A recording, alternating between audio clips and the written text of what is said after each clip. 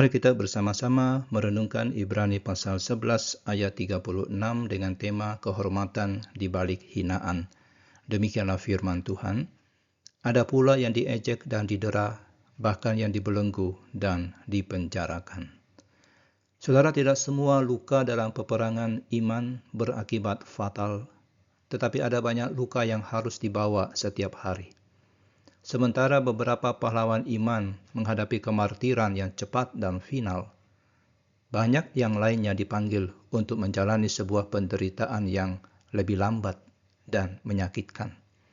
Mereka tidak langsung menghadapi regu tembak, tapi setiap hari mereka berdiri di garis depan ejekan publik, merasakan pedihnya cambuk, dan menatap dinginnya kegelapan penjara.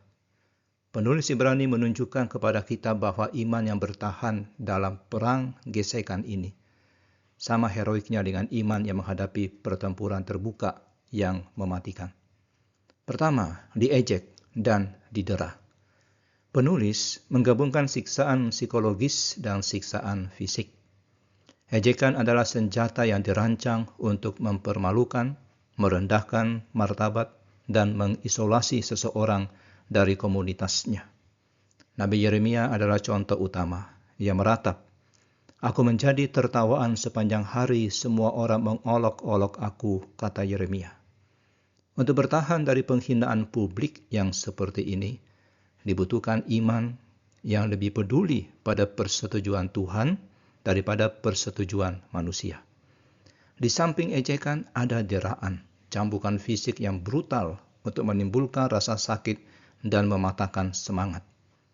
Para rasul dalam Kisah Rasul dicambuk, tapi mereka justru bersukacita karena mereka telah dianggap layak menderita penghinaan oleh karena nama Yesus. Jadi iman itu mengubah perspektif kita. Penderitaan karena Kristus bukan aib, tapi sebuah kehormatan. Selanjutnya, penderitaan yang lebih dalam, bahkan yang dibelenggu dan dipenjarakan. Ini adalah gambaran hilangnya kebebasan dan keadaan yang sama sekali tidak berdaya. Yeremia pernah dilemparkan ke dalam sumur berlumpur untuk mati di sana. Yusuf dipenjarakan selama bertahun-tahun di Mesir atas tuduhan palsu.